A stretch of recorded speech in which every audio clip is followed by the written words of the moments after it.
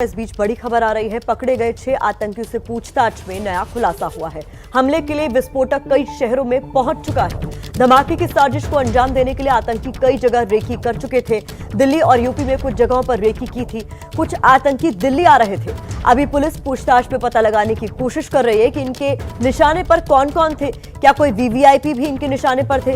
अभी पूछताछ फिलहाल चल रही है। तो इस वक्त ये बड़ा खुलासा हुआ है आतंकियों की गिरफ्तारी के बाद कि इन्होंने कई सारे ठिकानों की रेकी की थी। किसी बड़ी साजिश को अंजाम देने के लिए हथियार भी इनके पास थे और अब ये खबर आ रही है कि नया खुलासा इन्होंने किया है कि विस्फोटक कई शहरों में पहुंच चुके हैं।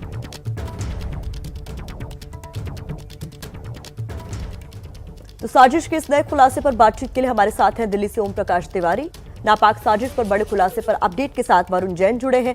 मुंबई और यूपी में किस तरह साजिश रची गई थी, इस पर बात करने के लिए लखनऊ से रणवीर और मुंबई से मृत्युंजय सिंह हमारे साथ जुड़े हैं। सबसे पहले ओम प्रकाश तिवारी, आपका रुख करना चाहूंगी। एक बहुत बड़ा खुलासा पूछताछ में हुआ है कि कई ठिकानों की रेकी तो उन्होंने की थी, कई शहरों में विस्फोटक भी पहुंच चुका है। बिल्कुल प्रतिमा, मैं आपको बता दूं, पूछताछ के दौरान इन लोगों ने खुलासा किया है कि आईईडी विस्फोटक ये कई शहरों में पहुंचा चुके थे और वहां पर कई लोगों को अपॉइंट भी किया जाना था, ये किया जाना था और उनमें से कुछ जगहों पर किया भी जा चुका है, जहां पर केवल इनके आदेश निर्देश का इंतजार था और उन लोगों को वो विस्फोटक आने वाले नवरात्रों में रख देना है।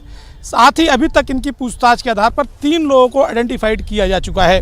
सबसे बड़ी अहम बात यह है कि महाराष्ट्र में लोकल ट्रेन समेत अनेक महत्वपूर्ण प्रतिष्ठान इन लोगों के निशाने पर थे। दिल्ली और उत्तर प्रदेश में भी कई अहम जगह इन लोगों ने रैकी कर ली थी, क्योंकि उन जगहों पर आने वाले दिनों में भारी भीड़ इकट्ठी होनी थी और कुछ जगहों पर चुनावी रैलियां भी होनी थी। लिहाजा उन जगहों को भी आइडेंटिफाइड कर लिया गया था। अब खुफिया एजेंसियों के हाथ ये सोचकर फूल गए हैं कि अगर ये लोग नहीं पकड़े गए तो आने वाले नवरात्र में कुछ धमाके हो सकते हैं जो संभवतः राज्य की कानून व्यवस्था को ज्यादा नुकसान पहुंचा दे। बिल्कुल, बहुत बड़ा चैलेंज है अब ये सुरक्षा एजेंसियों के पास।